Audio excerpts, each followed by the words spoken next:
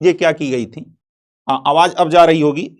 Okay, चलिए अब आवाज जा रही है। हाँ, अब आवाज जा रही है, सुन पा रहे हैं। थोड़ी सी टेक्निकल दिक्कत के चलते आप लोगों को थोड़ा सा इंतजार करना पड़ा है। तो आइए पुनः जो है कि हम लोग क्या करते हैं, पुनः शुरुआत से इस सत्र को शुरू करते हैं। यहां पे मैं आपको ये बता रहा था कि बजट पे ये मेरी दूसरी क्लास है। एक क्लास हम लोगों ने 4 PM पे लिया था, जिसमें बजट की जो प्रमुख बातें हैं, हाइलाइट्स ऑफ बजट जो था, उसकी हम लोगों ने क्या की थी, चर्चा की थी। और उसका उद्देश्य यह था उस क्लास का कि आपके अंदर एक अप्रोच डेवलप हो जाए कि बजट का दस्तावेज जब आपके हाथों में पहुंचे, किसी भी प्रारूप में पहुंचे, तो आप उसको समझ पाओ कि बजट के किस पक्ष पे हमको प्रतियोगी परीक्षा के दृष्टिकोण से क्या करना है, उस पे अपना अप्रोच रखना है और उस पे अपने नोट्स को बनाना है, या कैसे सवाल पूछे जाएंगे। इसी उद्देश्य से मैंने उस वीडियो को बनाया था। और यहां पर जो ये क्लास है, इस क्लास का उद्देश्य यह है कि बजट पे आधारित हम कुछ महत्वपूर्ण MCQ लेके आए हैं, ताकि आप बिल्कुल ये समझ जाओ कि बजट से जो सवाल बनता है वो सवाल कैसे बनता है, ये आप में क्या हो जाए, डेवलप हो जाए। मैं ये नहीं चाहता हूं कि मैं आपको बजट रटवाऊं, मैं ये चाहता हूं कि आपके अंदर एक इंसाइट डेवलप हो जाए, अंतर्दृष्टि विकसित हो जाए, कि बजट के दस्तावेज को देखने के बाद आप बजट के उसी पहलू पे क्या करें, फोकस करें जो आपकी परीक्षा के दृष्टिकोण से क्या हो, महत्वपूर्ण हो। और खास तौर से जो प्रारंभिक परीक्षा है उसके दृष्टिकोण से यह चीज आपको क्या करना है, ध्यान में रखना है। तो जितने साथी अभी हमारे साथ बने हुए हैं, आप सभी लोग एक बार इस सत्र को क्या करिए, लाइक कर दीजिए, शेयर कर दीजिए, और यदि आप चैनल पर नए हैं तो चैनल को सब्सक्राइब भी कर लीजिए। आइए देखते हैं हमारा आज का पहला प्रश्न आपके सामने क्या है, जिसका उत्तर आपको क्या करना है, देना है। थोड़ा सा पीपीटी आज आपको थोड़ी सी जो है डल दिख रही होगी, क्योंकि ये पीपीटी जो है कि मैंने जो है कि हमारे साथ एक लोग थे, हम लोगों ने आपस में मिलकर बनाया है, दोनों टीचर्स ही थे, और दोनों लोगों को पीपीटी बनाने नहीं आती है। जिनके ऊपर दायित्व तो रहता है पीपीटी या PDF बनाने का, आज वो हमारे बीच में नहीं थे, वो हमारे बीच से गुजर चुके थे, कहीं दूसरी जगह है। तो इसलिए हम लोगों को जो है अपने ही प्रयास करना पड़ा। तो थोड़ा सा आप समझौता कर लीजिएगा। ओके, चलिए पहला प्रश्न आपके सामने है और इस प्रश्न का उत्तर देना है कि बजट 2023-24 में अमृतकाल के लिए विजन सूची में जो विजन जारी किया गया है अमृतकाल का, कौन से बिंदुओं पर फोकस किया गया है। यानी जो अमृतकाल का विजन है, उस विजन में किन किन बिंदुओं पर मुख्य जोर दिया गया है। पहला है युवा वर्ग पर विशेष ध्यान देते हुए नागरिकों के लिए अवसर का क्या करना, अवसर को बढ़ाना। दूसरा है रोजगार सृजन में वृद्धि करना, एम्प्लॉयमेंट जनरेशन को क्या करना, प्रमोट करना। और तीसरा है सुदृढ़ और स्थिर बृहद आर्थिक वातावरण का निर्माण करना। आपको यह बताना है इसमें से कौन कौन से कथन सही हैं, यानी सत्य कथन बताना है किसकी सहायता से, जो विकल्प दिया गया है। विकल्प ए आपके पास है केवल एक, बी है 1 और 2 दोनों, सी है 2 और 3, और डी है 1 2 3। ओके, ये 4 आपके सामने क्या है, विकल्प हैं, इसमें आपको उत्तर देना है। अब इसमें देखोगे तो ये बात किसकी हो रही है, अमृतकाल की। अमृतकाल मैंने आपको सुबह भी बताया था, ध्यान देना। इस टर्म को सबसे पहले 15 अगस्त 2021 को 15 अगस्त 2021 को प्रधानमंत्री जी के द्वारा लाल किले से क्या किया गया था, क्वाइंड किया गया था। यह ध्यान रखिएगा। तो 15 अगस्त 2021 को सबसे पहले अमृतकाल की अवधारणा को प्रतिपादित किसने किया था, भारत के प्रधानमंत्री ने, लाल किले की प्राचीर से, जब वो स्वतंत्रता दिवस पे राष्ट्र को संबोधित कर रहे थे। और इसके बाद जो आपका बजट आया था 2022-23, उस बजट में अमृतकाल पर फोकस किया गया था। ओके, अमृतकाल वास्तव में है क्या, अमृतकाल का समयावधि है 2022 से लेकर 2047 तक के, ये जो 75 से 50 से 100 वर्ष पूरा होगा, इस 25 वर्ष को क्या किया गया, अमृतकाल कहा गया। अब इस अमृतकाल में हम क्या करना चाहते हैं, इस बार के बजट के दस्तावेज में उसके विजन पे प्रकाश डाला गया है। और इसमें देखोगे तो ये जो तीनों चीजें आपको दिख रही हैं, युवा वर्ग पर विशेष ध्यान देते हुए समस्त नागरिकों के लिए क्या करना, उनके लिए एक बेहतर अपॉर्चुनिटी का, अवसर का निर्माण करना, यह सही है। दूसरा है रोजगार का सृजन करना, यह भी सही है। और तीसरा आप क्या क्या है, बृहत आर्थिक यानी मैक्रो लेवल पर जो इकोनॉमिक डेवलपमेंट है, इकोनॉमिक सिनेरियो है, उसको बेहतर करना। और इस प्रकार आप देखोगे तो आपका ऑप्शन क्या होगा, आपका ऑप्शन डी सही होगा। अमृतकाल का मतलब यहां पे ध्यान देना, अमृतकाल का मतलब भारत की आजादी की 75वीं वर्षगांठ 15 अगस्त 2022 को मनाई गई थी। यहां से 100 साल आजादी के जब होंगे तो बीच के जो 25 वर्ष हैं उसी को अमृतकाल कहा जा रहा है, और उस समय हमारा लक्ष्य जो है ये होगा, ये चीज आपको ध्यान में रखना है। दूसरा प्रश्न ये है, बजट में पीएम विकास योजना, ध्यान देना किसकी बात है, पीएम विकास योजना किन समुदायों के लिए प्रारंभ की गई है। यानी आज के बजट में एक पीएम विकास योजना की क्या की गई, बात की गई कि एक नई योजना हम क्या करेंगे, प्रारंभ करेंगे। आपसे प्रश्न में यह पूछा जा रहा है कि वो योजना किसके लिए प्रारंभ की गई है। ऑप्शन आपके सामने है, पारंपरिक कारीगरों और शिल्पकारों के लिए, मत्स्य पालकों के लिए, देसी नस्ल की गौवंशों के लिए, या एमएसएमई क्षेत्र के लिए। आपको यहां पर क्या करना है, जवाब देना है, और इसमें आपको ध्यान से इसका उत्तर देना है। ध्यान देना, पीएम विकास योजना जो है, ये जो विकास लिखा गया है, पीएम तो सही है, लेकिन ये विकास, इस विकास का क्या है, अपना एक अर्थ है। बात समझ रहे हो। वी का मतलब यहां पे क्या है, विश्वकर्मा। क्या है, विश्वकर्मा। और आप जानते हो कि भारतीय परंपराओं में सृजन या निर्माण के देवता के तौर पे हम लोग किसको देखते हैं, विश्वकर्मा जी को देखते हैं। और आपने देखा होगा कि विश्वकर्मा जयंती भी मनाई जाती है। आप समझ रहे हो। तो बी का मतलब विश्वकर्मा है, का मतलब क्या है, कौशल। क्या है, कौशल। और श का मतलब है सम्मान। तो मूल रूप से ये योजना जो है प्रधानमंत्री विश्वकर्मा कौशल सम्मान योजना है। आपको यह बताना है कि यहां पर कौन सा आंसर सही होगा, किसके लिए होगा। तो यहां पर आप देखोगे तो ऑप्शन ए जो होगा यहां पर आपका राइट आंसर हो जाएगा। जो पारंपरिक कारीगर और शिल्पकार हैं उनके जो है सम्मान के लिए इस योजना को क्या किया गया है, इस योजना को प्रारंभ किया गया है। इसके तहत क्या होगा, इसके तहत उनको आर्थिक सहायता दी जाएगी और उनको क्रेडिट लाइन से जोड़ा जाएगा। और जो आपका एमएसएमई सेक्टर है, अर्थात सूक्ष्म लघु और मध्यम उद्योग क्षेत्र जो है, उसके भी जो आप देखोगे कि बैकवर्ड लिंकेज और फॉरवर्ड लिंकेज जो आपने पढ़ा होगा किसमें, फूड प्रोसेस इंडस्ट्री में, उससे इसको इंटरग्रेट करने की क्या की जा रही है, बात की जा रही है। तो यहां पर जिन लोगों ने क्या किया है, राइट आंसर यहां पर आपका क्या होगा, दूसरे का ए होगा। जिन लोगों ने ए ऑप्शन लगाया है वो क्या है, बिल्कुल सही है। बाकी जो लोग इधर उधर कर रहे हैं वो क्या करें, सही कर लें अपना। ओके, चलो। तो दूसरे प्रश्न पे आपका क्या हो गया, पीएम विकास योजना। विकास का फुल फॉर्म यहां के है विश्वकर्मा कौशल सम्मान योजना। आगे अगर देखोगे अगला प्रश्न जो है ये है, बजट 2023-24 में कुल कितनी प्राथमिकताओं को निर्धारित किया गया है।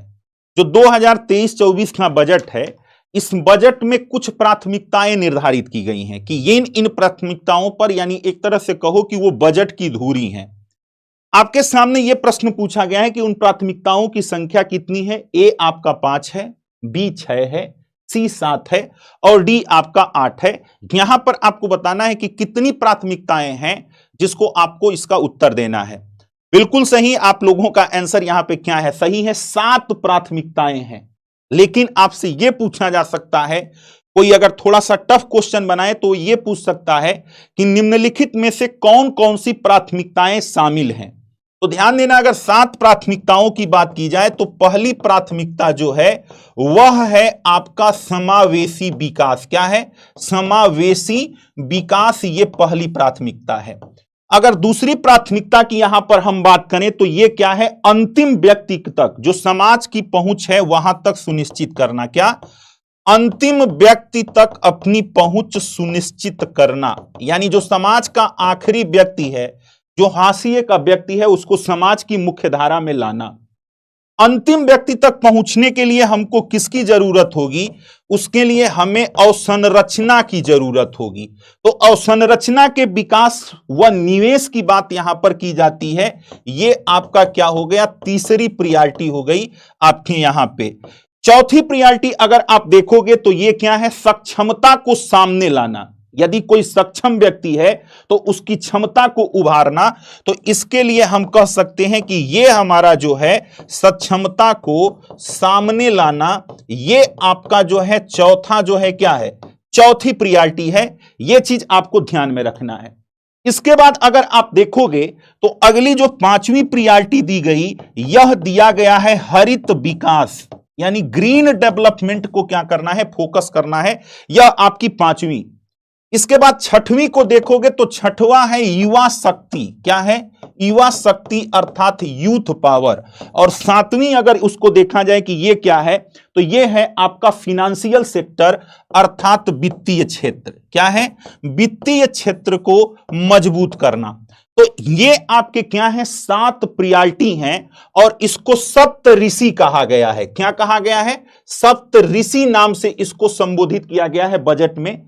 तो अगर यह पूछा जाए कि सप्त ऋषि का संबंध किससे है, तो आपको वहां पर बताना है इन्हीं 7 बिंदुओं से है। ये 7 प्रायोरिटी है। राइट आंसर याद रखना, इसको रट लेना क्योंकि यहां से प्रश्न पूछा जाएगा। 2016-17 के बजट में भी ऐसे 7 लक्ष्य क्या थे? भविष्य की योजनाओं के थे और उससे प्रश्न यूपी पीसीएस ने पूछा था। इस बार भी आपकी 7 बातें आ रही हैं, यहां से प्रश्न पूछा जा सकता है। जैसे कि सस्टेनेबल डेवलपमेंट गोल से प्रश्न पूछा जाता है, यहां से प्रश्न पूछा जाएगा। तो याद करो एक बार मेरे साथ, पहला जो प्रायोरिटी है वो क्या है? समावेशी विकास है। समावेशी विकास तब होगा जब समाज के आखिरी व्यक्ति तक पहुंचोगे। ये दूसरा हो गया। समाज के आखिरी व्यक्ति तक पहुंचने के लिए आपके पास इंफ्रा होना चाहिए, रोड होनी चाहिए, सड़क होनी चाहिए। तो तीसरा क्या हो गया? अवसंरचना का विकास व निवेश। उसके बाद क्या होगा? जब आप आखिरी व्यक्ति तक पहुंचोगे और संरचना का विकास हो जाएगा, तो जो लोग सक्षम हैं उनकी क्षमता क्या होगी? उभर के जनता के सामने आएगी, तो सक्षमता सामने आएगी। ये चौथी हो गई। इसके बाद जब लोग सक्षम हो जाएंगे तो वो ग्रीन डेवलपमेंट की बात करेंगे। क्या? हरित विकास की बात करेंगे। और हरित विकास किसके बल पर होगा? युवाओं के बल पे होगा। युवाओं के बल पर जो आपके मोदी जी हैं यानी प्रधानमंत्री, उनकी जो पंचामृत की परिकल्पना है, किसकी? पंचामृत की परिकल्पना जो की गई है, वो पंचामृत की परिकल्पना या जीरो एमिशन की जो परिकल्पना है, जिसे 2070 तक हमको क्या करना है? जीरो उत्सर्जन को पाना है। ये सब चीजें हमको किससे मिलेगी? यूथ से मिलेगी। और यूथ ये सब काम करेगा जब उसके पास पैसा होगा। याद हुआ कि नहीं हुआ बताना। पहला क्या है? समावेशी विकास। समावेशी विकास कैसे होगा? समावेशी विकास आपका तब होगा जब समाज के आखिरी व्यक्ति तक जाओगे। तो ये आपका क्या हो गया? दूसरा। समाज के आखिरी व्यक्ति तक आप कैसे पहुंचोगे? जब आपके पास सड़क होगी, आपके पास बाइक होगा, यानी इंफ्रास्ट्रक्चर होगा। ये तीसरा हो गया। जब इंफ्रास्ट्रक्चर वगैरह हो जाएगा तो आप सक्षम लोगों को सामने लाओगे। ये आपका चौथा हो गया। चौथे के बाद पांचवा क्या है? Green development. और ग्रीन डेवलपमेंट कौन करेगा?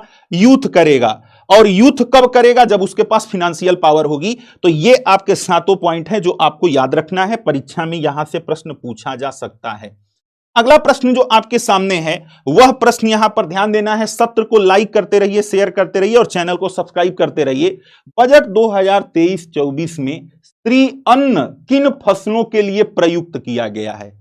एक श्री अन्न नामक टर्मिनोलॉजी का प्रयोग किया गया है और आपसे यह पूछा जा रहा है कि यह किन फसलों के लिए प्रयुक्त किया गया है। ऑप्शन है दलहन के लिए, मोटे अनाज के लिए, तिलहन के लिए, चावल के लिए। जल्दी से बताओ। श्री अन्न। ध्यान देना, 2023 को क्या मनाया जा रहा है? अंतर्राष्ट्रीय मिलेट ईयर घोषित किया गया। इंटरनेशनल मिलेट ईयर घोषित किया गया है। और इस मिलेट ईयर में जो मोटा अनाज है, उस मोटे अनाज की खेती पर क्या किया जा रहा है? जोर दिया जा रहा है। किस पे? मोटा अनाज। अब मोटे अनाज की अगर हम बात करें तो मोटे अनाज में किन किन चीजों को शामिल किया गया है? ध्यान देना, इसमें ज्वार है, बाजरा है, रागी है। बात समझ रहे हो? कोदो की बात है, रमदाना की बात की गई है, कुट्टू की बात की गई है। जो ये सब चीजें, ये सभी चीजें इसमें हैं। अब मोटे अनाज के बारे में कहा गया है कि भारत इसका विश्व का क्या है? भारत मोटे अनाज का विश्व का सबसे बड़ा उत्पादक देश है। क्या है? सबसे बड़ा उत्पादक देश है। और विश्व का दूसरा इसका क्या है? दूसरा बड़ा निर्यातक देश है। क्या है? दूसरा बड़ा निर्यातक देश है। याद रखना, राइट आंसर आप यहां पे मोटा अनाज लगा लेना। ओके, ध्यान दीजिएगा। अब इसके लिए क्या किया गया है? एक विश्व का जो है, भारत में आपके बाजरे की खेती को या मोटे अनाज की खेती को आगे बढ़ाने के लिए एक उत्कृष्टता केंद्र की क्या की गई है? स्थापना की गई है। और उसकी स्थापना कहां पर की गई है? यह आपको कमेंट में बताना है। अब यहां पे आपको बताना है भारतीय बाजरा अनुसंधान संस्थान कहां पे अवस्थित है। भारतीय बाजरा अनुसंधान संस्थान भारत के किस शहर में अवस्थित है? ऑप्शन है हैदराबाद, जोधपुर, भोपाल, रायपुर। जल्दी से कमेंट करके बताओ। जल्दी बताइए यहां पे इसका आंसर क्या होगा, इस प्रश्न का उत्तर दीजिए कि भारतीय बाजरा अनुसंधान संस्थान जो है यह कहां पर अवस्थित है। तो ध्यान देना ये आपका क्या है, हैदराबाद में है। और इसी को मोटे अनाज के लिए, ध्यान देना, मोटे अनाज के लिए इसी अनुसंधान संस्थान को उत्कृष्ट केंद्र के तौर पर विकसित करने की बात कही जा रही है। तो अगर आपसे पूछा जाए कि बजट में मोटे अनाज के विकास के लिए उत्कृष्ट एक्सीलेंसी सेंटर की स्थापना कहां पर की जाएगी, तो राइट आंसर आपका क्या होगा, हैदराबाद होगा। इसको आप क्या करिएगा, लगा लीजिएगा।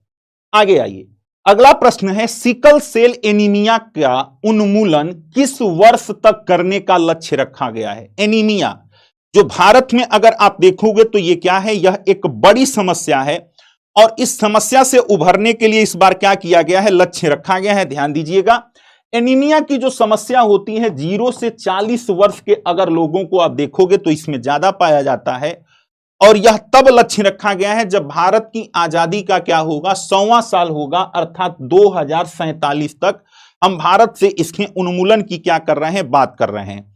इसके लिए जो स्ट्रेटजी बनाई गई है, रणनीति बनाई गई है, उसमें यह कहा गया है कि 7 करोड़ लोगों को क्या किया जाएगा, लोगों को सतत रूप से यानी सतत स्क्रीनिंग की जाएगी इनकी कि इनके अंदर क्या हो रहा है, कैसे हो रहा है। दूसरी चीज, जो जनजातीय क्षेत्र हैं, जो ट्राइबल्स एरिया हैं, उस जनजातीय क्षेत्र में इसके लिए क्या चलाया जाना है, जनजातीय क्षेत्र में इसके लिए चलाया जाएगा जागरूकता अभियान। और इसके तहत हम क्या करेंगे, इसके तहत इस बीमारी को हम जड़ से जो है समाप्त करने के बारे में सोच रहे हैं, जिसमें 7 करोड़ लोगों को कंटिन्यूअस हम क्या करेंगे, स्क्रीनिंग करेंगे। इस बात को ध्यान में रखिएगा। राइट आंसर आपका सी।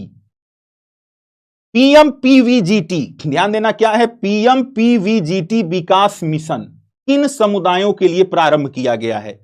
पीवीजीटी विकास मिशन किस समुदाय के लिए प्रारंभ किया गया है, विशेष रूप से संवेदनशील जनजाति समूहों के लिए, ट्रांसजेंडर की आर्थिक उन्नति के लिए, उच्चतर शिक्षा में महिलाओं की भागीदारी को बढ़ाने के लिए, या फिर अल्पसंख्यकों के सामाजिक आर्थिक विकास के लिए। जल्दी बताइए ये क्या है यहां पर। हाँ, रक्त अल्पता, बिल्कुल आपकी बात सही है, बिल्कुल आपकी बात सही है। तो यहां पर आप बताइए इस प्रश्न का राइट आंसर क्या होने वाला है। ध्यान देना, पीवीजीटी जो है एक ग्रुप होता है जनजातियों का, वह ग्रुप जो क्या हो, बहुत ज्यादा सुभेद्य हो और संवेदनशील हो, उसको क्या कहा जाता है, पीवीजीटी कहा जाता है। और उसी समूह के विकास के लिए इस बार के बजट में, क्योंकि मैंने आपको बताया कि बजट की थीम ही क्या है, जो समाज का आखिरी व्यक्ति है उस आखिरी व्यक्ति तक पहुंच को सुनिश्चित करना। तो भारत में जो ट्राइबल्स सोसाइटी हैं वो वास्तव में क्या है, समाज के आखिरी व्यक्ति हैं। तो ट्राइबल्स तक पहुंच सुनिश्चित करने के लिए हमको कुछ करना पड़ेगा, उनके अधिकार को बढ़ाने के लिए। तो उनके हेल्थ के लिए अगर आप देखोगे तो ये योजना क्या की गई है, शुरू की गई है। जनजातियों के विकास के लिए जो एकलव्य विद्यालय खोले गए हैं, जो आवासीय विद्यालय होते हैं, उसमें 8000 से ऊपर क्या है, शिक्षकों के भर्ती की बात यहां पर कही गई है कि उनके लिए क्या होगा, जो उसमें अध्यापकों की कमी है उसको पूरा किया जाएगा। तो राइट आंसर यहां पे आपका 7 का क्या होता है, ए होता है। अगले प्रश्न पे आइए। बजट 2023 में 23-24 में भारत श्री योजना किस हेतु प्रारंभ किया गया है। भारत श्री योजना आपने पढ़ा होगा बजट में, वो किसके लिए प्रारंभ किया गया है, आपको इस प्रश्न का उत्तर देना है। पहला है वरिष्ठ नागरिकों के सशक्तिकरण के लिए, दूसरा है पारंपरिक कारीगरों और शिल्पकारों के उन्नयन के लिए, तीसरा है प्राचीन पुरालेख के डिजिटलीकरण के लिए, और फिर डी है विशेष रूप से संवेदनशील जनजातीय समूहों के उन्नयन के लिए। तो जनजातियों के लिए अभी आप पीवीजीटी जो है देखें, और शिल्पकारों के लिए पीएम विकास योजना आपने क्या किया, पीएम विकास योजना आपने देखा। अब 2 तो होगा नहीं, ये वरिष्ठ नागरिकों के लिए क्या है, दूसरा प्रावधान है। तो राइट आंसर जो आपका होगा, ये राइट आंसर आपका सी होगा। क्या होगा, सी यहां पर आपका राइट आंसर होगा। जो लोग बी दे रहे हैं वो गलत बता रहे हैं। बी वाले ध्यान देंगे, 8वें का सी होगा। जो भारत के प्राचीन जो लेख हैं, पूरा लेख हैं, यानी पांडुलिपियों पे जो लिखा गया है, उनका डिजिटल वर्जन क्या किया जाएगा, तैयार किया जाएगा। आप समझ रहे हो क्या होगा? उसका डिजिटल वर्जन तैयार किया जाएगा और इसके लिए क्या है, इसके लिए इस चीज को आपको ध्यान में रखना है, ये चीज आपको ध्यान में रखना है।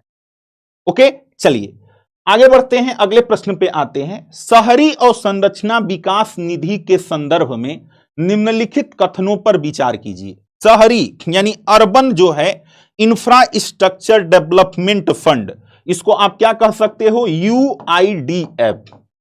इसका प्रबंधन राष्ट्रीय आवास बैंक द्वारा किया जाएगा। दूसरा है, इसका उपयोग टीयर 2 और टीयर 3 के शहरों में शहरी अवसंरचना के सृजन के लिए PPP मॉडल पर, पब्लिक प्राइवेट पार्टनरशिप मॉडल के अंतर्गत किया जाएगा।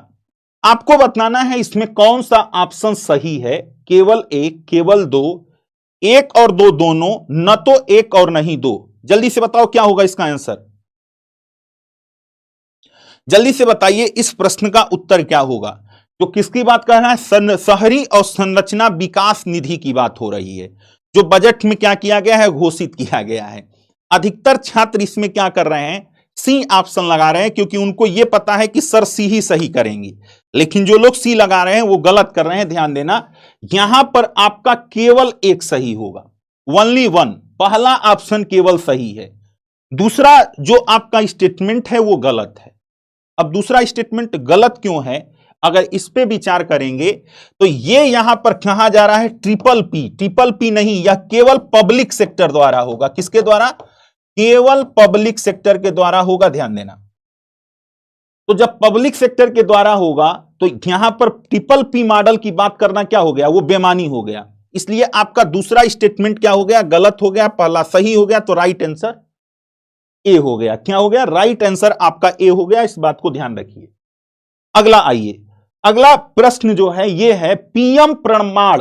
आप समझ रहे हो, पीएम जो है प्रणाम योजना किससे संबंधित है? पीएम प्रणाम योजना की बात की जा रही है और इससे पूछा जा रहा है कि इसका आंसर क्या होगा, आपको बताना है। सड़कों के किनारे हरित पट्टी के विकास के लिए, ग्रीन मफलर जिसको कहा जाता है। ध्यान देना, हरित पट्टी का मतलब होता है ग्रीन मफलर। और ये ग्रीन मफलर क्यों लगाया जाता है, यह भी सवाल आपका पूछा गया है। ग्रीन मफलर लगाया जाता है जो आपका वॉइस, जो आपका पॉल्यूशन होता है, ध्वनि प्रदूषण होता है, उसको रोकने के लिए, पहली चीज। दूसरा है वैकल्पिक उर्वरक के प्रयोग को बढ़ावा देने के लिए। तीसरा है स्कूली पाठ्यक्रमों में पर्यावरण से संबंधित पाठ को शामिल करने के लिए। और वरिष्ठ नागरिकों के सशक्तिकरण के लिए। यहां पर अगर आपसे पूछा जाए कि पीएम प्रणाम योजना किससे संबंधित है, तो ध्यान देना, भारत में जो एनपीके, मैं समझ रहे हो, एनपीके जो हम उर्वरक का यानी केमिकल फर्टिलाइजर का क्या करते हैं, प्रयोग करते हैं, इसके अनुपात को कम करने के लिए और इसके जगह पर इसके अन्य विकल्पों को, जो एनपीके का विकल्प है उसका प्रयोग क्या करें, भारत के किसान करें। इसके लिए पीएम प्रणाम योजना लाई गई है। ओके, अब इससे दो लाभ होगा। एक तो हमारा जो केमिकल फर्टिलाइजर पर निर्भरता है वो निर्भरता कम होगी। तो हम क्या करते हैं, जो फर्टिलाइजर यानी जो उर्वरक होते हैं उसका हम भारी मात्रा में आयात करते हैं।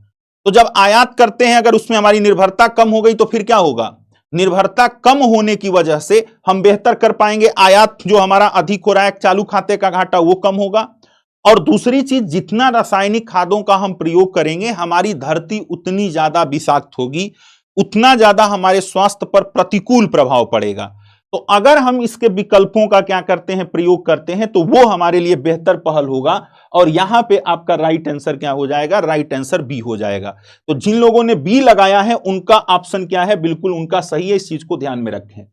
अगला है बजट 2023-24 में उल्लेखित मिष्टी योजना का संबंध किससे है? मिष्टी योजना, आप समझ रहे हो, MISTTI, आप समझ रहे हो, गन्ना किसानों को आर्थिक सहायता देने के लिए। बी है शहद निर्यातकों को कर में छूट देने के लिए। सी बी है। डी है बेटियों के पोषण के लिए गरीब माताओं को आर्थिक सहायता प्रदान करना। और डी है यहां पे तटीय रेखा के साथ साथ जो आपकी लवणीय भूमि होती है, यानी जो साल्ट जो होते हैं, उस पर मैंग्रोव वनों के पौधारोपण के लिए। जल्दी से बताइए प्रश्न संख्या 11 का उत्तर क्या होगा। जिस मिष्टी योजना की बात की गई है या उस कार्यक्रम को प्रारंभ करने की बात की जा रही है, वो किससे संबंधित है? ध्यान दीजिएगा कि जो भारत के तटीय क्षेत्र हैं उनके ऊपर यदि मैंग्रोव वन लगता है तो वो तटबंध का काम करते हैं, और समुद्र से जो आने वाले चक्रवात होते हैं या जो समुद्री तूफान होते हैं उनके खिलाफ एक अवरोध का काम करते हैं मैंग्रोव वन। दूसरी चीज, जो मैंग्रोव वन होता है वो क्या होता है, फ्लेक्सिबल होता है, तो वो शॉक्स ऑब्जर्वर के रूप में क्या करता है, तटीय क्षेत्रों की रक्षा करता है। इस बार के बजट में यह कहा गया है कि मैंग्रोव वनों को हमको क्या करना है, बढ़ाना है, और इसके लिए आपकी मिस्टी योजना को यहां पर लॉन्च करने की बात कही गई है। तो यह आपका ऑप्शन डी जो है वह आपका सही होता है, बाकी कोई ऑप्शन सही नहीं होगा। सत्य प्रकाश जायसवाल बोल रहे हैं ए, नहीं भैया ए नहीं होगा, डी होगा। अब यहां पे अगला प्रश्न जो है यह है महिला सम्मान बचत पत्र। आपने देखा होगा कि बजट आने के बाद प्रधानमंत्री महोदय ने जो ट्वीट किया है उसमें उन्होंने कहा है कि यह बजट महिलाओं के लिए क्या है, महिलाओं के लिए बिल्कुल समर्पित है और युवाओं के लिए। उसमें एक ये भी है, ये भारत में ऐसा पहली बार हुआ है जब केवल महिलाओं के लिए क्या किया गया है, महिला सम्मान बचत पत्र योजना प्रारंभ की जा रही है। अब इसके संदर्भ में कुछ स्टेटमेंट है, इसका उत्तर आपको क्या करना है, देना है। क्या है, इसमें 2 वर्ष की अवधि के लिए 7.5% की नियत ब्याज दर की सुविधा है। अर्थात अगर आप इसमें जो है बचत पत्र को परचेज करेंगे तो आपको 7.5% की क्या मिलेगी, ब्याज मिलेगी।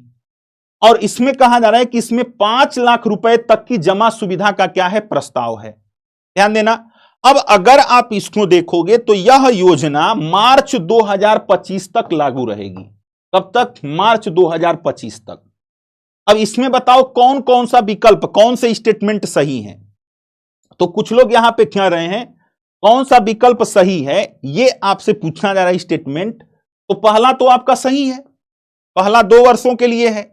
दूसरा स्टेटमेंट जो है यह गलत है, यह 5 लाख रुपया नहीं है, 2 लाख रुपए है। क्या है, अगर 5 लाख के स्थान पर 2 लाख रुपया दिया होता तो यह आपका सेकंड स्टेटमेंट क्या होता, सही हो जाता। लेकिन यह आपका सेकंड स्टेटमेंट क्या है, गलत है। इसलिए राइट आंसर आपका ए होगा। क्या होगा, राइट आंसर ए होगा। ध्यान देना। तो दूसरा स्टेटमेंट गलत हो जाना, पहला सही हो जाना, तो यहां पे आपका ए क्या हो गया, सही उत्तर हो गया। अगली चीज है वरिष्ठ नागरिक, यानी जो सीनियर सिटीजन है, वरिष्ठ नागरिक बचत योजना के संदर्भ में निम्नलिखित कथनों पर विचार कीजिए। वरिष्ठ senior citizen saving scheme, okay, इसमें अधिकतम जमा की सीमा को 15 लाख से बढ़ाकर 30 लाख रुपया कर दिया गया है। यानी जो बचत की सीमा थी आप इसमें कितना वो कर सकते हैं, उसकी जो मैक्सिमम लिमिट थी उसको 15 लाख से बढ़ाकर क्या कर दिया गया है, 30 लाख कर दिया गया है। यह पहला स्टेटमेंट है। दूसरा है मासिक आय खाता स्कीम के लिए अधिकतम जमा सीमा को सिंगल अकाउंट, एकल खाते के लिए 4.5 लाख से बढ़ाकर 9 लाख कर दिया गया है। और तीसरा स्टेटमेंट है मासिक आय खाता स्कीम के लिए अधिकतम जमा सीमा, यानी जो ज्वाइंट क्या हो, अकाउंट हो, उसके लिए 9 लाख से बढ़ाकर इसे 15 लाख कर दिया गया है। अब आपको बताना है इसमें आपका सही स्टेटमेंट कौन कौन सा होगा। इस प्रश्न का उत्तर देना है कि इसमें राइट स्टेटमेंट क्या है। तो ध्यान देना, इसमें तीनों स्टेटमेंट सही हैं, कोई भी स्टेटमेंट यहां पर गलत नहीं है। ओके, तो यह चीज हो गया आपका डी ऑप्शन यहां पर क्या है, सही है। पहले इसमें जो जमा की अधिकतम सीमा थी 15 लाख थी, इस बजट में उसे 30 लाख कर दिया गया। पहले सिंगल अकाउंट पर एक महीने में आप अधिकतम 4.5 लाख रुपए जमा कर सकते थे, उसको बढ़ा के 9 लाख रुपए कर दिए गए हैं। और जो ज्वाइंट अकाउंट होता था उसमें जो मासिक जमा होती थी उसकी लिमिट पहले क्या थी, 9 लाख थी, उसको बढ़ा के 15 लाख, यानी सीधा जो पहले प्रावधान था उसका डबल करने का प्रावधान यहां पर किया गया है। तो राइट आंसर यहां पर आपका क्या होता है, डी होता है। इस बात को आपको क्या करना है, ध्यान में रखना है। संघीय बजट 2023 के संदर्भ में, इसको 2030 हो गया, 2023 कर लेना, के संदर्भ में निम्नलिखित कथनों पर विचार कीजिए और नीचे दिए गए कूट की सहायता से सत्य कथन की पहचान कीजिए। पहला क्या है, घरेलू और अंतर्राष्ट्रीय पर्यटन को संपूर्ण पैकेज के रूप में 50 पर्यटन स्थलों को विकसित किया जाएगा। दूसरा है इसके लिए पर्यटन गंतव्य का चयन चैलेंज मोड में किया जाएगा। जैसे कि आपका जो स्मार्ट सिटी का चयन होता है, स्मार्ट सिटी योजना जो है उसके अंतर्गत चयन होता है ना, कि जो बेहतर काम करेगा उसको स्मार्ट सिटी में शामिल किया जाएगा। तो उसी तरीके से यह कहा गया इस बजट में, स्टेटमेंट में यह कह रहा है कि जो 50 स्थल का चुनाव होगा वो चैलेंज मोड में उसको क्या किया गया, चयनित किया जाएगा। अब आपको बताना है इसमें कौन सा ऑप्शन सही है, केवल एक, केवल दो, दोनों, ना तो एक और ना ही दो। क्या होगा यहां पे राइट आंसर? इस प्रश्न का राइट आंसर क्या होगा? तो अगर यहां पे आप देखोगे तो दोनों ऑप्शन यहां पर आपके क्या होंगे, सही होंगे। दोनों ऑप्शन क्या होगा, सही होगा। मैंने आपको जब बजट पढ़ाया था तो वहां पर मैंने बजट पढ़ाते समय यह बताया था कि 4 अवसर के केंद्र को पहचाना गया है।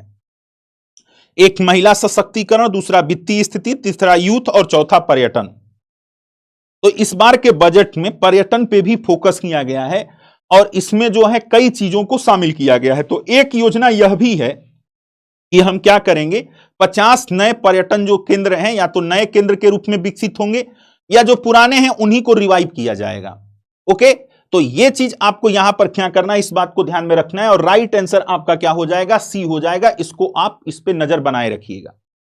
आगे की तरफ अगर आप बढ़ोगे तो अगला प्रश्न जो आपके सामने आता है जिसपे आपको नजर रखनी है वो है संघीय बजट 2023 में घोषित अमृत पीढ़ी संबंधित है। एक शब्द आया है अमृत पीढ़ी, बात समझ रहे हो? अब ये अमृत पीढ़ी क्या है?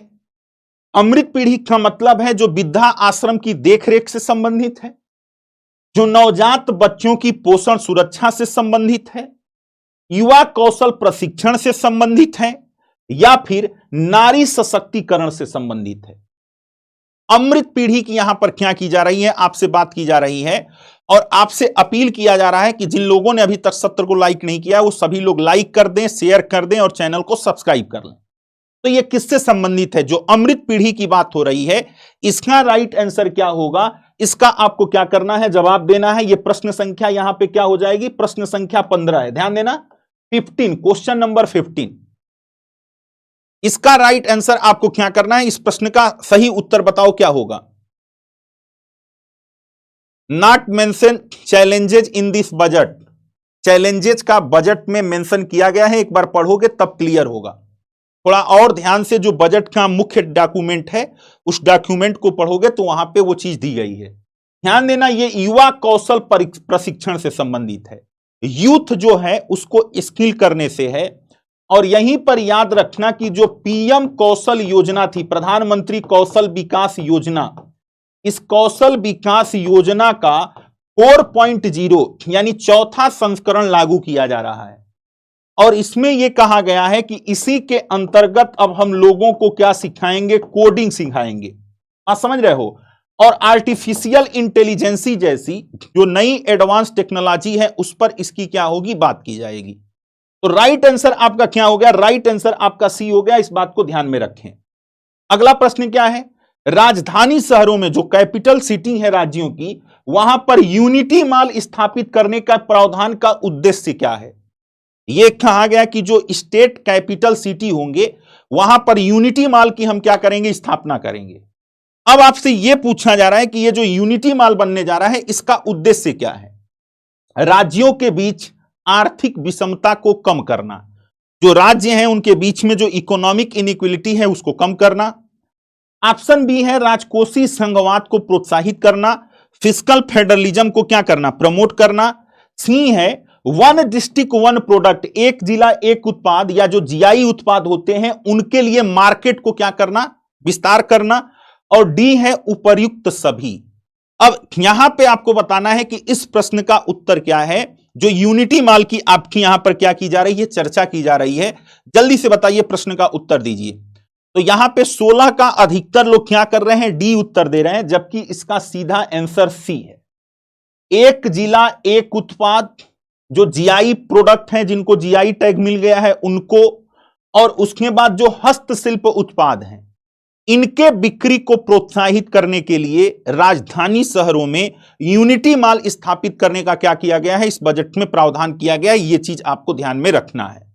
ओके, चलिए आगे की तरफ अगर बढ़ें तो अगला है, निम्नलिखित में से किस कर द्वारा, यानी कौन सा कर है जिसके द्वारा वित्त वर्ष 2023-24 के दौरान सर्वाधिक कर राजस्व अर्जित करने का अनुमान लगाया गया है। यानी जो आपको कर इसमें दिए गए हैं, इसमें से सबसे ज्यादा किस कर से सरकार को टैक्स रिवेन्यू सबसे ज्यादा मिलने की उम्मीद यहां पर बताई गई है।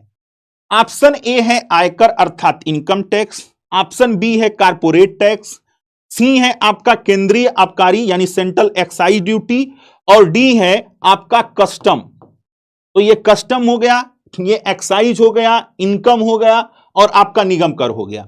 आपको बताना है इसमें सबसे ज्यादा किससे उम्मीद की गई है कि सबसे ज्यादा टैक्स मिलेगा। क्या होगा? जो ऑप्शन दिया गया है इसमें आपको उत्तर देना है। जल्दी से बताओ भाई, जल्दी से बताइए क्या होगा इसका उत्तर।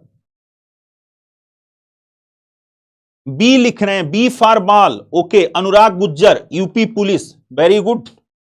तो जो लोग बी लिख रहे हैं तो बी का मतलब क्या है? निगम कर। वेरी गुड, यही आपका ऑप्शन क्या है? यही आपका ऑप्शन सही है, निगम कर होगा। निगम कर से आप देखोगे तो कहा गया है कि 9.23 लाख करोड़ रुपया मिलेगा निगम कर से, और आयकर से 9.01 लाख करोड़। तो यहां पर ध्यान देना, अगर इसमें ऑप्शन जीएसटी रहता तो जीएसटी से सबसे ज्यादा पैसा मिलेगा। तो सबसे पहले नंबर पर जीएसटी होगा, दूसरे नंबर पे आपका कारपोरेट टैक्स होगा अर्थात निगम कर होगा, तीसरे नंबर पे आपका इनकम टैक्स होगा। ध्यान देना ये करों का क्या है? घटता क्रम है। चौथे नंबर पे आपका सेंट्रल एक्साइज ड्यूटी होगी। क्या होगी? सेंट्रल एक्साइज ड्यूटी होगी। और पांचवें पे आपकी कस्टम ड्यूटी होगी। ये इनका क्या है? टैक्स रिवेन्यू के लिहाज से इनका डिसेंडिंग ऑर्डर है अर्थात घटता क्रम है। बताया था कि यहां से प्रश्न क्या होंगे, पूछे जाएंगे, इस चीज को आपको ध्यान में रखना है। अगर परसेंटेज में देखोगे तो दोनों का परसेंटेज जो था उसमें सेम था, लेकिन अंक में यह आपका क्या है? ज्यादा है। चलिए, संघीय बजट 2023-24 में किस वर्ष तक राजकोषीय घाटे के स्तर को घटाकर 4.5% के स्तर पर लाने का लक्ष्य रखा गया है? वो कौन सा वर्ष है जिसमें यह कहा गया है कि इस वर्ष तक हम क्या करेंगे? भारत के फिस्कल डेफिसिट को, इसका आपको पीडीएफ कहां पे मिलेगा? इसका टेलीग्राम लिंक जो है, आप यूपीएससी मसाला इस टेलीग्राम लिंक से जुड़ सकते हैं। सुपर कोचिंग जो है, इस सुपर कोचिंग का टेलीग्राम लिंक ऊपर पिन किया हुआ है, आप उससे भी जुड़ सकते हैं। तो सुपर कोचिंग का जो टेलीग्राम लिंक है उसमें भी इसका पीडीएफ मिल जाएगा, या फिर यूपीएससी मसाला चैनल पे आओगे वहां पर भी मिल जाएगा। दोनों जगह पे आपको इसका पीडीएफ मिल जाएगा। इस चीज को आपको ध्यान में रखना है। तो यहां पर देखोगे कि कब तक रखा गया है, इसका सही आंसर क्या होगा? किस वर्ष तक? जो है प्रश्न संख्या 18 है कि किस वर्ष तक हमने ये कहा कि राजकोषीय घाटे को हम क्या करेंगे? हाँ बिल्कुल, ये 2025-26 तक कहा गया कि राजकोषीय घाटे को 4.5% पर लेके आएंगे। और जो एफआरबीएम अधिनियम में तय किया गया था fiscal responsibility budget management act में कि 3% की सहनीय सीमा को हासिल करना है, उसकी दिशा में आगे बढ़ा जाएगा। आगे यहां पर दिया गया है वित्तीय वर्ष 2023-24 के संदर्भ में अनुमानित घाटे के युग्मों में सही सुमेलित नहीं है। यानी एक तरफ आपका घाटा है और दूसरी तरफ उसका परसेंटेज का स्तर है।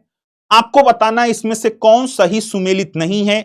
2023-24 के बजट एस्टीमेट के आधार पर आपको इस प्रश्न का उत्तर देना है। क्या है? राजकोषीय घाटा 5.9%, राजस्व घाटा 2.9%, प्राथमिक घाटा 2.3% और प्रभावी राजस्व घाटा 1.3%। आपको यहां पर यह बताना है इसमें से कौन सा युग्म सही सुमेलित नहीं है। जल्दी बताओ। जब बजट पढ़ा रहा था उस समय आपको इसे मैंने क्या किया था? रटवाया था, उसको याद कराया था। मैंने कहा था कि एक मोबाइल नंबर है, उस मोबाइल नंबर को क्या कर लो? याद कर लो, तुम्हारा काम हो जाएगा। आप समझ रहे हो वो मोबाइल नंबर क्या था? अगर इस प्रश्न का उत्तर मैंने आपको बताया था, इसको याद भी कराया था कि एक मोबाइल नंबर दे रहा हूं, उसको याद कर लेना। डी होगा, पवन सिंह। Very good. पवन सिंह का जवाब यहां पर क्या है? बिल्कुल सही है। यह प्रभावी राजस्व घाटा 1.3% नहीं है, यह 1.7% है। तो मैंने आपसे कहा था कि एक नंबर नोट कर लो, नंबर क्या है? 17 है। 23 है, 29 है और फिर 59 है, फिर दशमलव लगा दो। ओके, 17, 23, 29 जो है 59, ये हमने कहा था। ये क्या हो जाएगा? आपका फिस्कल डेफिसिट हो जाएगा। ये क्या हो जाएगा? आपका रिवेन्यू डेफिसिट हो जाएगा।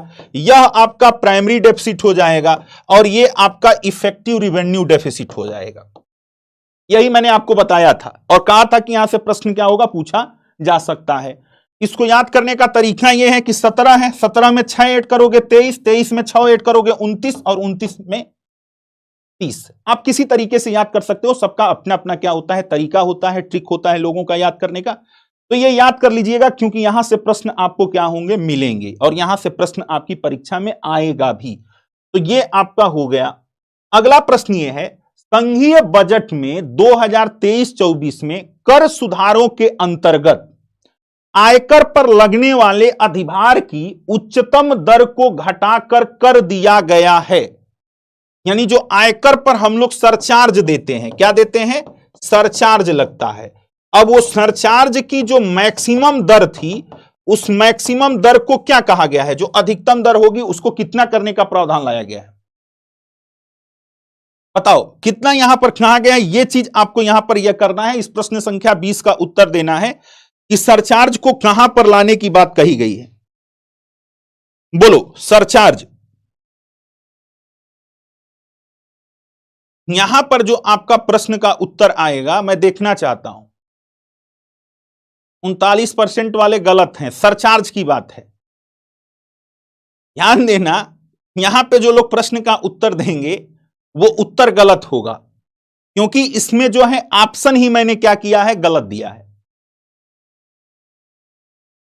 हाँ वेरी गुड, पवन सिंह ने क्या कहा है, बिल्कुल सही जवाब दिया है कि इसमें सही ऑप्शन ही नहीं है।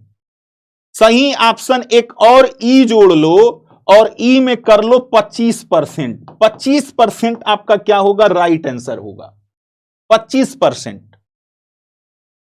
हाँ देव कुमार सिंह का भी आंसर सही है, ध्यान देना 37% था, इस 37% से घटाकर 25% किया गया है। वो ऑप्शन यहां पे प्रश्न में नहीं है, इसलिए जिनको याद था उन्होंने कहा कि ऑप्शन ही नहीं है और बाकी सब अंधेरे में क्या कर रहे थे, तीर चला रहे थे। क्या कर रहे थे, तीर चला रहे थे। ओके चलो, तो यहां पर 25% हो गया है और भारत में जब आयकर की दर जो है वो 39% हो गई है, जिसमें टैक्स और सरचार्ज दोनों मिला दिया जाए तो। ओके चलिए अगले प्रश्न पे आते हैं। अगला प्रश्न है, बजट 2023-24 में क्रमशः शिक्षा और स्वास्थ्य पर व्यय की प्रस्तावित दर है। यह प्रस्तावित दर आपको जीडीपी के संदर्भ में बताना है। क्या है, जीडीपी के संदर्भ में आपको बताना है कि शिक्षा और स्वास्थ्य पर हम जीडीपी का कितना प्रतिशत खर्च कर रहे हैं। 2.9%, 2.1%, 2.1%, 2.9%, 1.4 एंड 2.8% और फिर है 2.8 एंड 1.4%। क्या होगा इसका आंसर? इसका आंसर, राइट आंसर क्या होगा, जवाब दीजिए। इसका राइट आंसर क्या दोगे? ध्यान देना, यहां पर इसका राइट आंसर हो जाएगा, शिक्षा और स्वास्थ्य की बात हो रही है तो शिक्षा पर 2.9% की बात है 23-24 में और स्वास्थ्य पर 2.1 की बात है। ओके, तो 2.9 और 2.1 आपका क्या हो जाएगा, ये आपका राइट आंसर होगा। ओके ध्यान देना, अब इसको लेकर जो आप बता रहे हो, इसमें जो है बजट का जो दस्तावेज है, दस्तावेज में दो जगह पे दो अलग अलग डाटा दे रहा है। बात समझ रहे हो क्या है, दो जगह पे दो अलग अलग डाटा दे रहा है। बिल्कुल आपकी बात सही है, मैं आपको बता रहा हूं, देव कुमार सिंह जो है इसको 2.5 बता रहे हैं। किसको?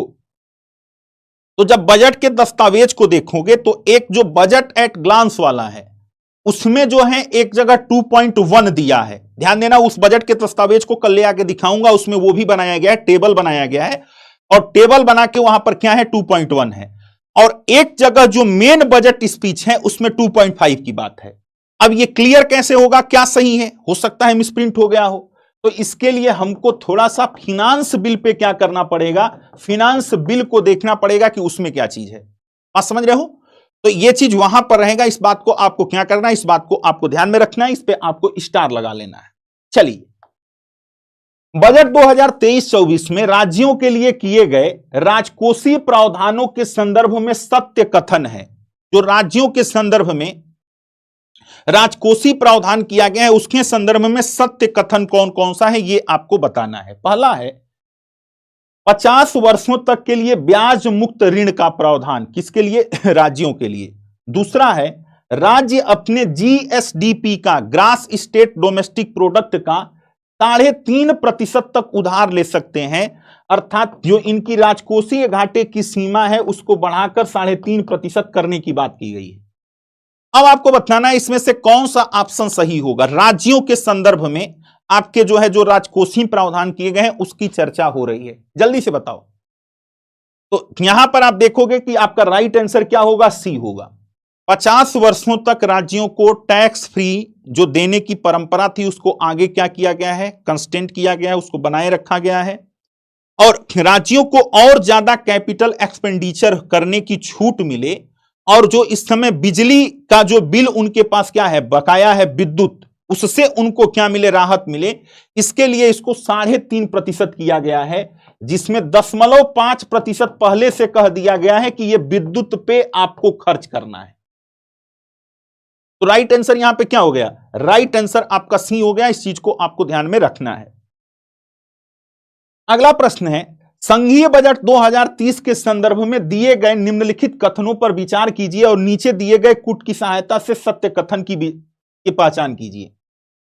पहला है 2022-23 में आर्थिक समृद्धि की दर का 7% का अनुमान लगाया गया है।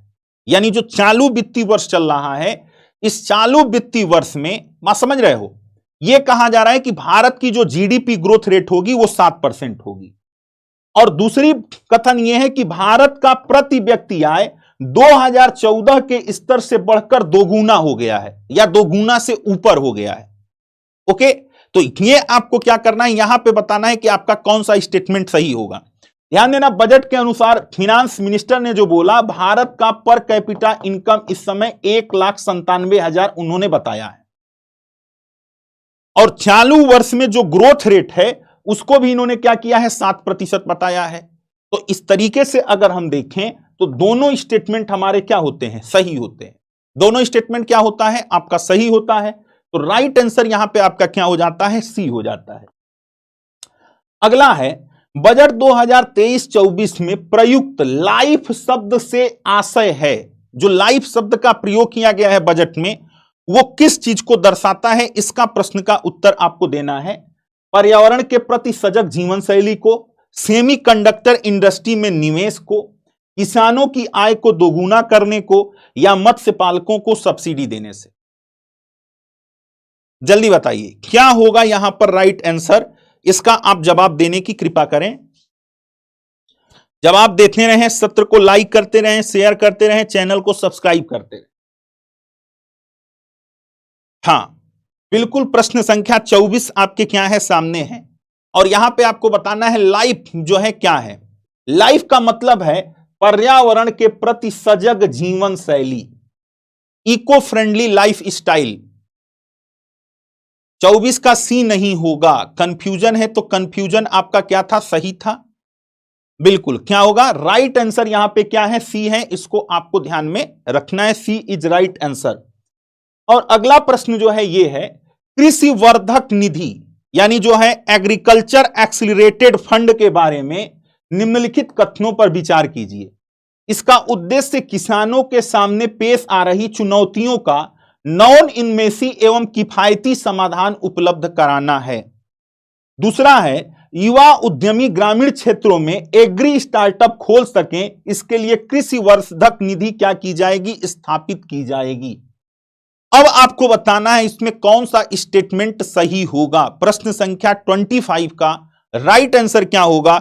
इस प्रश्न का उत्तर आपको क्या करना है? इस प्रश्न का उत्तर आपको देना है। जल्दी बताइए।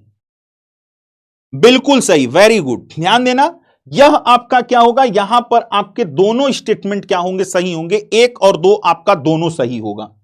क्लियर? तो ये जो है 25 क्वेश्चन ही आपके सामने क्या किए गए हैं? लाए गए हैं। हालांकि आपसे कमिटमेंट जो था वो 50 प्रश्नों का था, लेकिन आज सुबह से मेरी क्या है? दिन भर क्लास रही है, और मैंने आपको पहले ही बताया कि जो हमारे कंटेंट राइटर हैं वो कंटेंट राइटर आज उपलब्ध नहीं थे, तो हम लोगों ने 25 प्रश्नों को ही क्या किया, 25 प्रश्न ही हम क्रिएट कर पाए थे, समय काफी कम मिला था।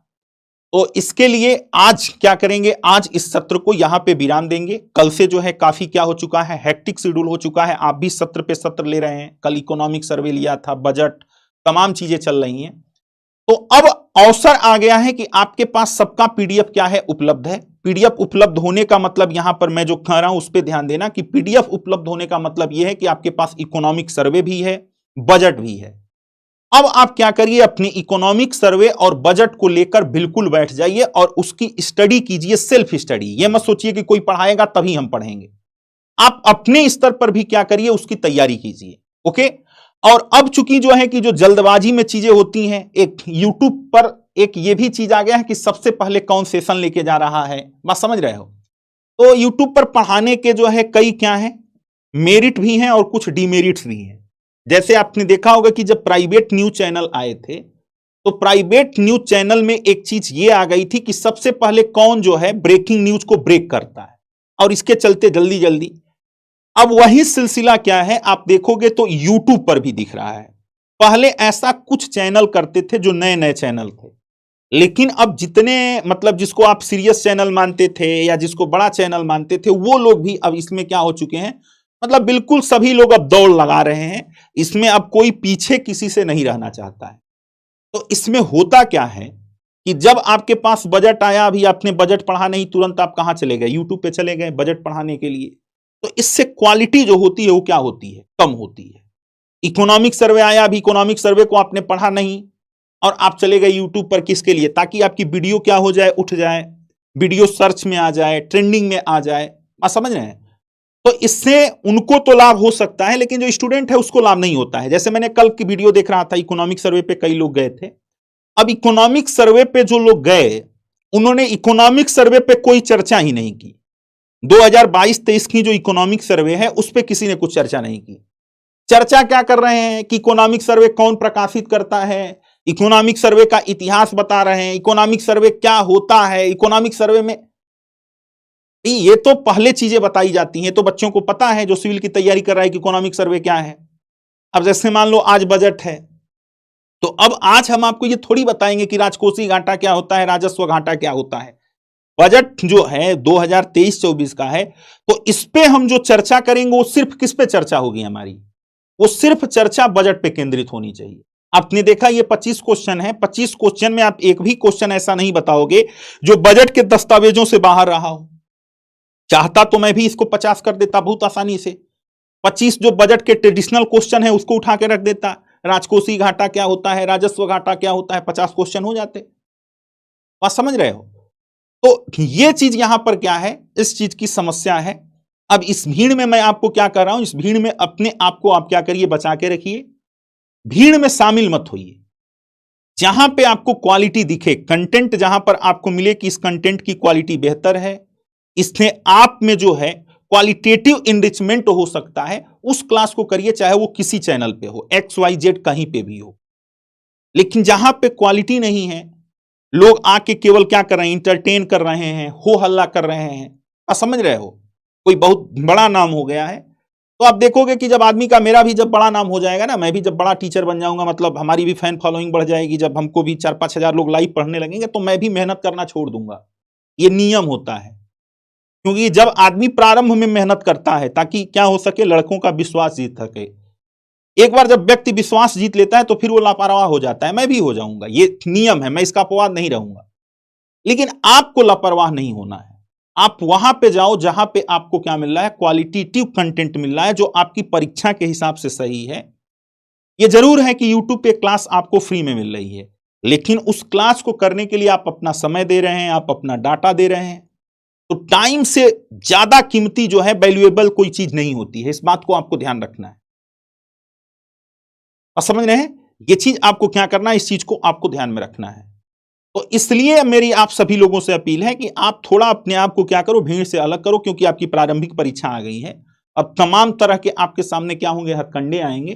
तो थोड़ा सा अपने आप को सेंट्रलाइज कीजिए, सीमित कीजिए, लिमिटेड कीजिए, रिसोर्स को अपना क्या करिए, इनरिच करिए, और देखिए कि आपको काम की चीज कहां पे मिल रही है। अब बजट में काफी बातें हो सकती हैं, और खास तौर से जब इकोनॉमी का टीचर बजट पढ़ाए तो वो तो एक ही बिंदु पर क्या हो सकता है। अगर जो पहला सवाल था, ये पहला सवाल ही आपका क्या था, अमृतकाल से था, तो अमृतकाल पर ही व्यक्ति अगर बोलना चाहे तो क्या कर सकता है, आधा घंटा बोल देगा, 1 घंटा बोल देगा, अमृतकाल का पूरा इतिहास बताएगा, फिर 1947 में आजादी से लेकर यहां तक जोड़े। इससे आपको लाभ नहीं होगा। आपके काम की जो चीज है, टू दी पॉइंट जो चीज है, उस चीज को आप क्या करो, एडॉप्ट करो, और फिर अपना नोट्स बनाओ, और आंख बंद करके कमरे की जो है दोनों दरवाजों को बंद करके क्या करो, पढ़ाई करो, नहीं तो आराम से नींद लो। ओके, तो चलिए जो है यहां पे हम लोग क्या करते हैं, आज की इस क्लास को विराम देते हैं। कल से जो आपका रेगुलर सिस्टम चल रहा था वो सिस्टम फॉलो होगा। बहुत जल्द 2-3 दिन बाद जब मैं स्वयं जो है डीपली क्या कर लूंगा, इकोनॉमिक सर्वे को पढ़ लूंगा, तब फिर उस पे लेक्चर 1, लेक्चर 2, लेक्चर 3 करके उसकी एक सीरीज स्टार्ट करूंगा इकोनॉमिक सर्वे का, जिसमें आपको यह बताया जाएगा कि भाई इकोनॉमिक सर्वे की पहली सीरीज है, दूसरी है, तीसरी है, चौथी है, ताकि उससे आपको कुछ कंक्रीट चीजें मिलें, जो पुराना छात्र है उसको भी अच्छा लगे, जो नया छात्र है उसको भी मिले, और हम लोग इकोनॉमिक सर्वे को क्या करेंगे, आपके कोर इकोनॉमी से जोड़ के पढ़ेंगे। ओके, तो उसके लिए पहले हमको खुद क्या करना होगा, इकोनॉमिक सर्वे को एक बार डीपली पढ़ना होगा। कल थोड़ा बहुत क्या किया था, उसके पहले चैप्टर्स को पढ़ा था, अब उसमें सभी चीजें हैं, आज बजट था, तो ये चीज है, इसको देखना पड़ेगा। तो फिर हम लोग क्लास को प्लान करेंगे इकोनॉमिक सर्वे का, 2-3 दिन बाद देखेंगे कि कब उसके लिए समय निकल सकता है। यहां पर आप लोग आए, जब आप लोग आते हैं तो मुझे भी अच्छा लगता है, आया कीजिए, तो सत्र को लाइक कर दिया कीजिए। जो आपके टेलीग्राम ग्रुप जिसमें हैं, जिस व्हाट्सएप ग्रुप में हैं, या अन्य आपके जो सोशल ग्रुप हैं, उस ग्रुप में इस क्लास के लिंक को क्या कीजिए, शेयर कर दीजिए। अधिक से अधिक लोगों तक इस बात को आप पहुंचाइए कि कुछ चीजें यहां पर भी क्या है, मिल रही हैं। बाकी तो आप खुद जो है क्या है, समझदार हैं, और कहा जाता है कि समझदार को इशारा ही क्या होता है, काफी होता है। तो thank you all of you, good night.